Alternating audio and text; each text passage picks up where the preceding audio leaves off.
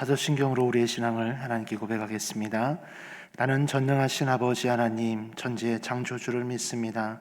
나는 그의 유일하신 아들 우리 주 예수 그리스도를 믿습니다. 그는 성령으로 잉태되어 동정녀 마리아에게서 나시고 본디오 빌라도에게 고난을 받아 십자가에 못 박혀 죽으시고 장사된 지 사흘 만에 죽은 자 가운데서 다시 살아나셨으며 하늘에 오르시어 전능하신 아버지 하나님 우편에 앉아 계시다가 거기로부터 살아있는 자와 죽은 자를 심판하러 오십니다. 나는 성령을 믿으며 거룩한 공교회와 성도의 교제와 죄를 용서받는 것과 몸의 부활과 영생을 믿습니다. 아멘. 함께 찬송가 366장 찬양하시겠습니다.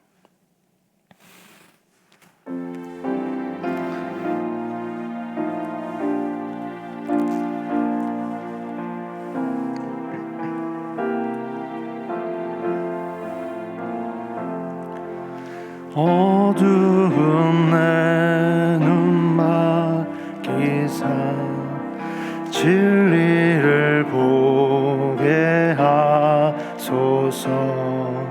진리의 열쇠 내게 주사 잠빛을 찾게 하소서.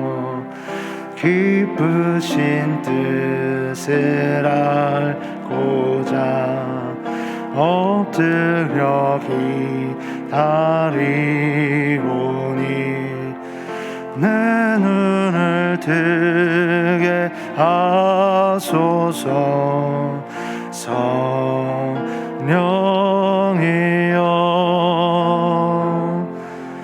막혀진 내 귀여 시사 주님의 귀한 음성을 이 귀로 밝히 들을 때에 내 기쁨 한량 없겠네. 기쁘신 뜻을 알고자 엎드려 기다리오니 내 귀를 열어 주소서.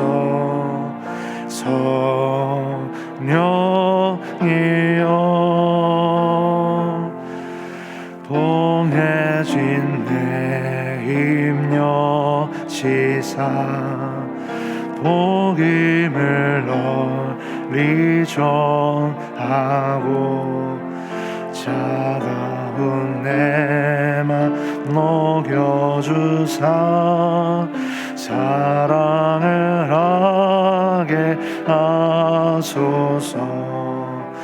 기쁘신 뜻을 알고자 엎드려 기다리오니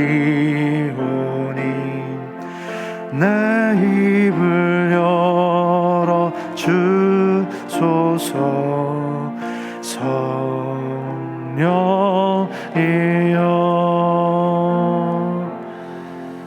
아멘. 하나님의 말씀은 누가복음 18장 31절에서 43절까지 말씀입니다.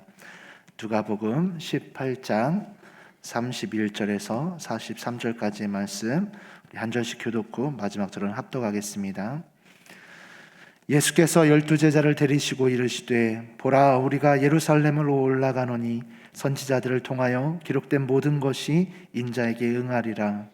인자가 이방인들에게 넘겨져 희롱을 당하고 능욕을 당하고 침뱉음을 당하겠으며 그들은 채찍질하고 그를 죽일 것이나 그는 3일 만에 살아나리라 하시되 제자들이 이것을 하나도 깨달지 못하였으니 그 말씀이 감추었으므로 그들이 그 이르신 바를 알지 못하였더라. 여리고에 가까이 가셨을 때 한 맹인이 길가에 앉아 구걸하다가 무리가 지나감을 듣고 이 무슨 일이냐고 물은데 그들이 나사렛 예수께서 지나가신다 하니 맹인이 외쳐 이르되 다윗의 자손 예수여 나를 불쌍히 여기소서 하거늘 앞서가는 자들이 그를 꾸짖어 잠잠하라 하되 그가 더욱 크게 소리질러 다윗의 자손이여 나를 불쌍히 여기소서 하는지라. 예수께서 머물러 서서 명하여 데려오라 하셨더니 그가 가까이 오매 물어 이르시되 내게 무엇을 하여 주기를 원하느냐? 이르되 주여 보기를 원하나이다. 예수께서 그에게 이르시되 보라 내 믿음이 너를 구원하였느니라 하시매 다 함께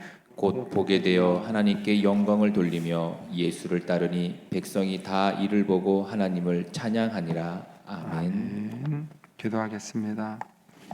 살아계신 하나님 아버지 은혜를 감사합니다. 지난 간밤에도 저희들을 주님 품 안에서 편히 쉬게 해주시고 또 이 새벽에도 저희들을 주 앞에 불러주심을 감사합니다. 물을 떠난 고기가 살 수 없음과 같이 저희가 주 없이는 살 수 없음을 고백합니다.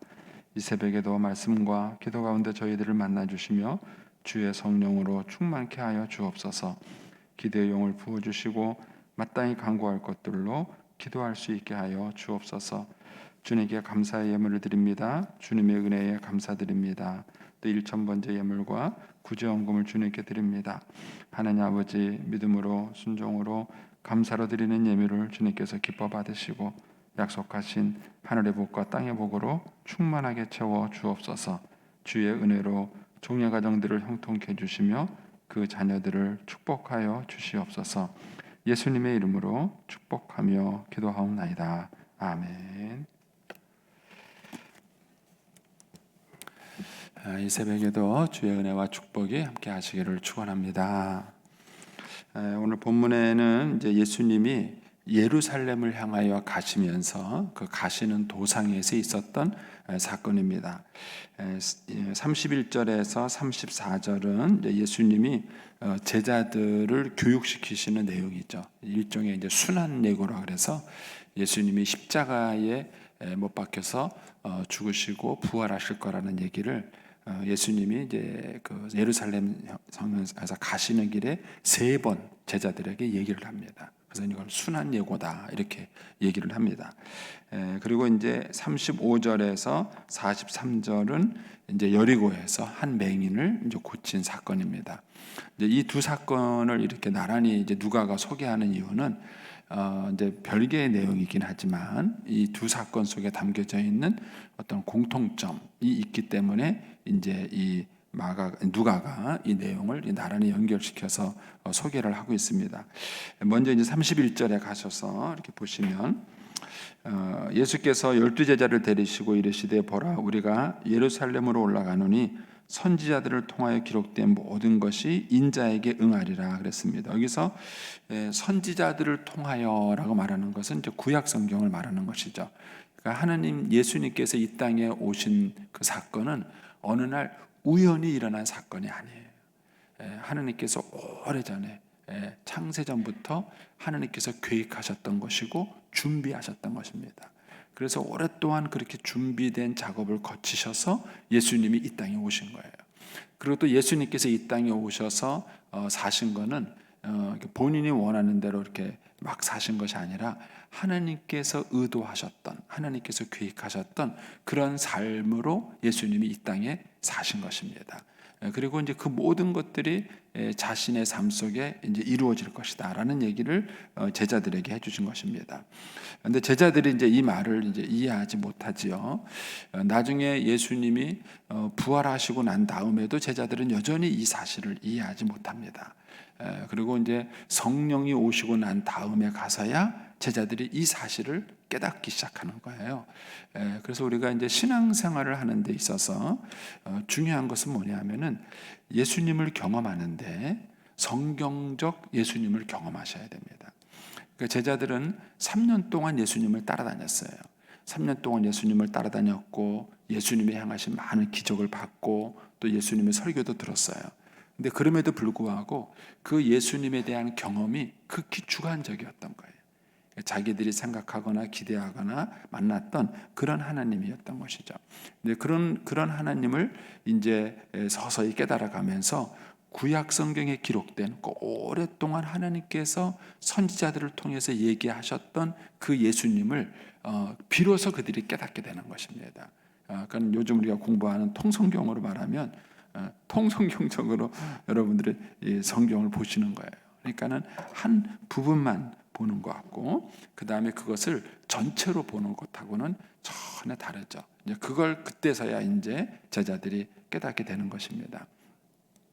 제가 이제 어제 우리 아들이 이제 영상을 하나 보내줬어요. 이제 무슨 얘기를 한참 하고 난 다음에 아빠도 한번 보세요. 그래가지고 이제 영상을 하나 이제 보내줘서 봤는데, 그 영상이 이제 그 오영은 박사님 맞죠? 그 여자 박사님이 이제 그 이렇게 젊은 사람들을 대상으로 무슨 얘기를 하면서 상담을 하는 이제 그런 프로그램이었는데, 한 중학교 교사였어요.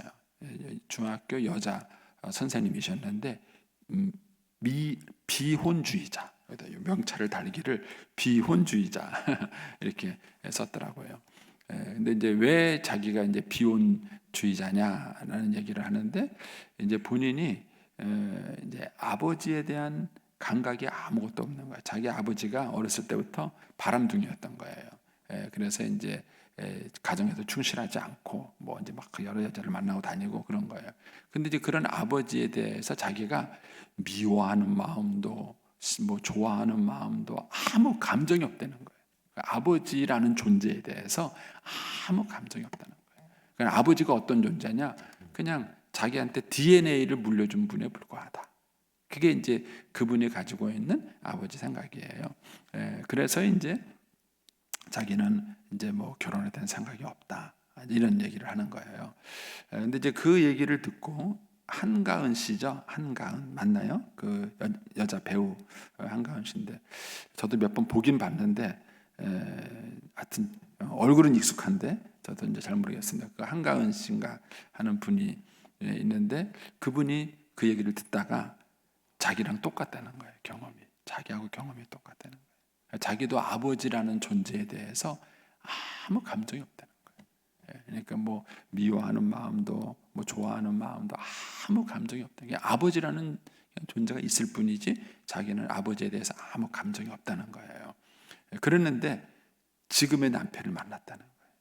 지금의 남편을 만났는데, 그 남편이 그 남편을 만나서 남편의 가정에 이렇게 갔는데 자기 집하고는 너무 다르더라는 거예요.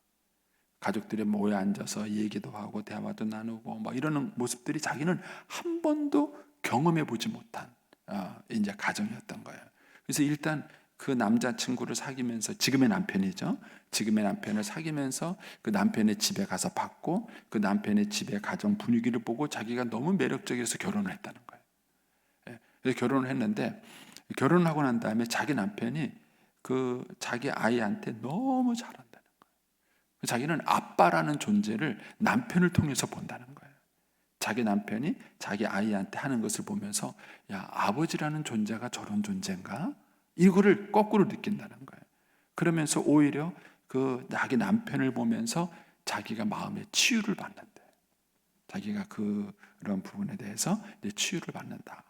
근데 이제 이 비혼주의자 선생님이 그거에 대해서 굉장히 공감을 일으키는 거예요. 근데 그거까지예요. 그 앞도 모르겠고 뒤도 모르겠고 이제 그것만 이렇게 달랑 잘라서 이제 편집한 영상인데, 이제 그거를 이제 저희 아들이 저한테 한번 아빠도 한번 보세요. 그래가지고 이제 보내줘서 이렇게 봤어요. 봤는데 제가 이제 그거를 보고 여러 가지 생각을 참 이제 많이 했습니다. 그러니까 이제 이 선생님이 중학교 선생님인데 비혼주의라는 것에 대해서 걱정이 되는 거예요. 그래서 중학교 선생님이면은 아이들의 인생에 많은 영향을 미칠 수 있는 선생님인데, 그 선생님 자체가 왜곡된 가치관을 갖고 있는 거예요. 왜곡된 가치관. 이게 지금 우리나라 현실이에요. 우리나라 현실에 선생님이 건강한 가치관을 갖고 있지 못하는 것이죠. 물론 그 선생님 잘못은 아니에요. 아버지에 대한 잘못. 그래서 이제 아버지 생각도 많이 해봤어요. 저도 이제 그런 아버지에 대한 경험이 있기 때문에 그런 아버지에 대한 생각들. 그래서 우리 대한민국 아버지들 정말 회개하셔야 돼요. 남자들의 역할이 굉장히 큽니다. 뭐 젊은 애들 버릇없다느니, 뭐 젊은 애들이 왜 결혼을 안 하냐느니 이런 얘기하는데, 그 책임이 우리 아버지들한테 있는 거예요. 아버지들이 가정 안에서 정말 자기 역할을 감당하지 못했기 때문에 생기는 문제들이에요. 그러니까는 이런 아버지들을 어떻게 제자리에 돌려야 될 것이냐 하는 것들이 이제 우리 사회가 가지고 있는 큰 숙제 중에 하나입니다.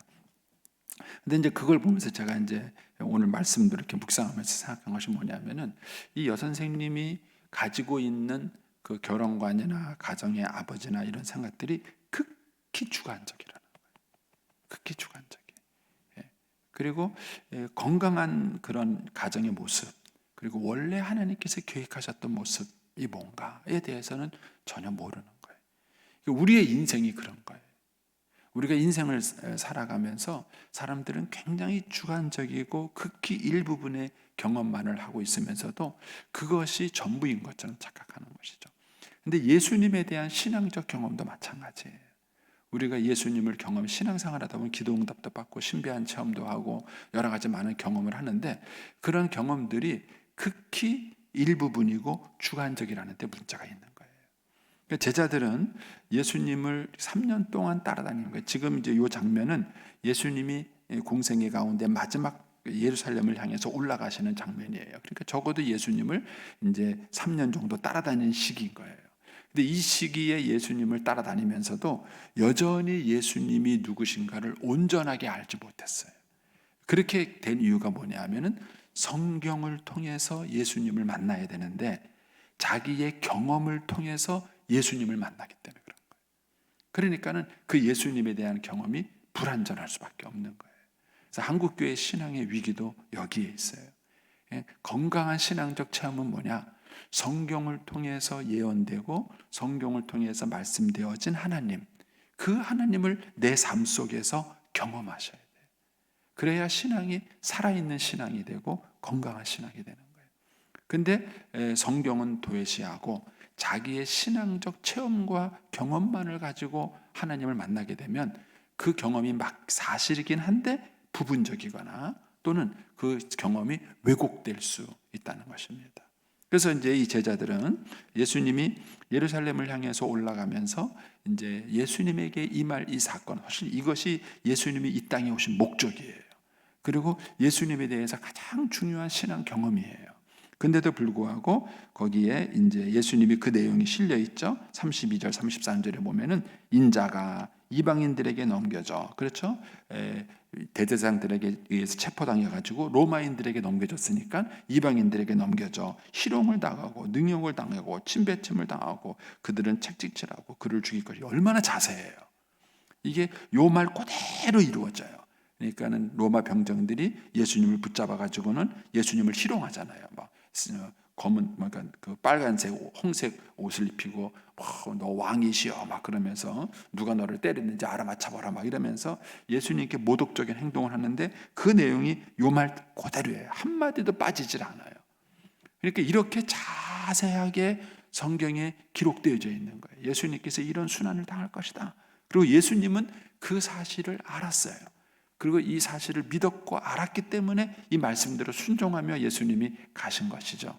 그런데 이런 얘기를 했는데 34절에 가면은요, 제자들이 이것을 하나도 깨닫지 못했다. 하나도 깨닫지 못했다. 예수님을 3년 동안 따라다녔는데 예수님을 3년 동안 따라다니고 예수님의 설교를 듣고 예수님이 보는 기적을 받고 또 자기들도 예수님께 보냄을 받아가지고 이제 전도 실습을 나갔을 때 자기들이 기도해서 병자들이 낫는 이런 기적을 본인들도 경험을 해놓고 그러고도 불구하고 여전히 예수님을 모르는 거예요. 예수님이 이 얘기를 했을 때 오히려 제자들은 그런 얘기를 듣기 싫어했어요. 예수님 왜 그런 얘기를 하시냐고, 좀 좋은 얘기를 하시지 왜 그런 얘기를 하시냐고 하면서 오히려 이 예수님의 이 순한 예고를 그들이 진지하게 받아들이지 못한 것입니다. 그러니까 이런 면에서 우리가 우리들의 신앙을 다시 한번 점검해 보셔야 합니다. 제가 이제 가정에 대한 얘기를 할 때도 그런 거예요. 가정이라는 게 대체 뭐냐? 하나님께서 가정을 세우셨을 때에 어떠한 그림으로 어떠한 모델로 그걸 먼저 알아야 되는 거예요. 하나님이 의도하신 가정에 대한 계획, 그리고 하나님께서 이 가정을 통해서 어떻게 하나님 나라를 이루어 가시려고 하시는지 그 계획을 먼저 알고 거기에 내 인생을 비춰봐야죠. 그러면서 거기서 내 삶이 바르게 가고 있는지 건강한지를 점검을 해보셔야죠. 그런데 우리는 그것 자체가 없는 거예요. 그것 자체가. 이번에 이제 그 마더와이즈가 어쨌든 어렵게 공부가 끝났어요. 끝나고 난 다음에 이제 수료식을 해야 되는데 또 밀렸어요. 요새 또 코로나가 자꾸 이렇게 번지는 분위기라서 수료식을 또 미뤘는데, 어쨌든 이제 끝나고 난 다음에 이제 소감문을 이제 받았어요. 받았는데 이제 한 분이 그런 얘기를 하는 거예요. 결혼 생활이 15년이 지났지만 한 번도 지금까지 누구도 자기에게 엄마가 뭔지 아내가 뭔지를 가르쳐 준 사람이 없었다는 거예요. 한 번도. 본인도 거기에 대해서 고민해 보지 않은 거예요. 그리고 본인 스스로 생각하기에 내가 훌륭한 아내는 아니었자 할지라도 그래도 좋은 엄마라고 생각을 한 거예요. 대부분이 그렇지 않겠어요? 그 생각을 한 거예요. 근데 마다와지로 공부하고 난 다음에 자기가 많은 생각에 빠진 거예요. 많은 생각에 빠져. 그러니까는 우리는 인생을 살아가면서 원한을 모르는 거예요. 원한. 하나님께서 의도하시고 계획하셨던 원한을 모르는 거예요. 그리고 그 원본에다가 자기의 삶을 비춰봐야 되는데 그게 아니라 자기의 경험만 가지고 살아가는 거예요. 그러면서도 그것이 마치 옳고 맞는 것처럼 생각하며 살아가는 거예요. 그만큼 인생을 낭비하고 있는 것입니다. 인생을 낭비하는 것이죠. 그러니까 이제 여기서 제자들이 예수님을 3년 동안 따라다녔음에도 불구하고 예수님의 말씀을 깨닫지 못했어요. 그거는 이 제자들이 말씀을 깊이 묵상하는 훈련이 안 된 거예요. 예수님을 경험하고 아는 것으로만 가게 된 것이 문제죠. 그때 이제 또 이런 얘기를 하시죠. 제자들이 이것을 하나도 깨닫지 못하였으니 그 말씀이 감추어졌다. 그러는 거예요. 여러분, 말씀이 아무에게나 보여지지 않아요. 요 뒤에 있는 사건하고 연관되지만은 우리가 믿음의 눈을 가지고 가난한 마음을 가지고 사모하는 마음을 가지고 하나님을 만나려고 할 때 말씀이 열리는 거예요. 그리고 그 말씀이 깨달아지는 것입니다. 그렇지 않으면 이 말씀을 깨달을 수가 없죠. 결국은 이 제자들이 그 이르신 바를 알지 못했다 그랬어요. 저는 이제 이 장면을 보면서 이 답답한 제자들을 예수님을 왜 자꾸 가르치실까? 알지도 못하는 동포들을. 근데 그게 또 사역이에요. 마치 사람을 키우는 거는요, 처음부터 아는 건 아니에요. 어떤 사람한테는 그냥 씨앗을 뿌리는 작업일 수도 있어요. 근데 그 씨앗이 그 마음밭에 심겨서 세월이 지나고 나면은 열매를 맺고 자라는 거예요. 그래서 우리가 자녀들을 가르칠 때에도 인내가 필요한 거예요. 부모가 자녀들을 가르친다고 해서 자녀들이 바로바로 반응하는 게 아니고 바로바로 변화되는 게 아니에요. 근데 그 아이들에게 말씀을 가르쳤을 때 이 아이들이 후에 이 말씀이 이 아이들의 삶 속에 어떤 영향을 미칠 것인가를 믿음의 눈을 가지고 보셔야 돼요. 그래서 예수님은 이 땅에 계시는 동안은 제자들이 그렇게 막 변화되는 모습을 보지 못하셨어요. 그리고는 하늘을 승천하신 거예요. 그런데 성령님이 오시고 난 다음에 사도행전에 가서야, 예수님이 승천하시고 난 사도행전에 가서야 제자들이 변화된 모습이 나타난 거예요. 그리고 그렇게 3년 동안 예수님이 제자들에게 뿌려놨던 그 말씀의 씨앗들이 엄청나게 성장하면서 열매 맺는 것들을 보게 된 것입니다. 그래서 우리가 자녀들을 양육하는 것이 그런 거예요. 부모가 가르치는 대로 자녀들이 다 따라올 수도 있지만 그렇지 못할 수도 있습니다. 부모가 이렇게 말씀의 씨앗을 뿌리는 만큼 변화가 없을 수도 있어요. 그럼에도 불구하고 말씀은 살아있기 때문에 우리가 이 말씀을 꾸준하게 자녀들에게 가르치고 씨앗을 뿌리면 반드시 이것이 언젠가 폭발적인 영향을 미칠 날이 온다는 것입니다. 예수님의 사역을 보면 그런 인내를 가지시고 사역을 하셨다는 걸 볼 수 있게 되는 거죠. 그 다음에 이제 35절에서 43절에는 여리고에 간 한 맹인이 눈을 뜨게 되는 사건이에요. 근데 이 사건이 앞에 있는 사건하고 암시적으로 연결이 된 거예요. 왜냐하면 제자들이 지금 맹인이에요. 예수님의 말씀을 들어도 깨닫지 못하는 일종의 맹인이에요. 근데 그 맹인의 눈이 띄어지는 것처럼 이제 제자들의 눈이 띄어지는 역사가 이제 일어나게 되겠죠. 자, 거기 보면 이제 여리고에 가까이 가셨을 때 한 맹인이 길가에 앉아 구걸하다가 무리가 지나감을 듣고 무슨 일이냐 하세요. 맹인은 뭐죠? 일단 앞이 안 보여요. 뭐가 발달했죠? 귀가 발달했어요. 그러니까는 이제 막 웅성웅성 되니까 평상시하고 다른 걸 느낀 거죠. 사람들이 물어보는 겁니다. 무슨 일이냐? 그러니까 예수라는 분이 지나간다. 이렇게 말을 하니까 37절에 그들이 나사렛 예수께서 지나가신다 하니, 자 보세요. 여기서 그들은 예수님을 뭐라고 소개했죠? 나사렛 예수라고 소개했어요. 나사렛 예수. 나사렛 지방. 그 당시 이제 예수님에 대한 여러 소문이 있었는데 그 중에 하나가 나사렛 예수라는 뜻이에요. 이거는 예수님을 비하시키는 뜻이에요. 야, 너 어디 출신이야? 저 촌동네 같으니. 이랬다는 거예요. 그런 사람 나사렛은 그 당시에 굉장히 외진 촌동네예요. 예수님을 비하시키는 표현이에요. 그래서 나사렛 예수다 이렇게 말을 했는데 38절에 가서 맹인은 뭐예요? 나사렛 예수여 나를 불쌍히 여기소서 이렇게 말하지 않았어요. 뭐라 그러죠? 다윗의 자손이요 하는 거예요. 그러니까 예수님을 다윗의 자손으로 불렀다는 얘기는 이 소경이 이 맹인이 구약 성경을 알았다는 뜻이에요.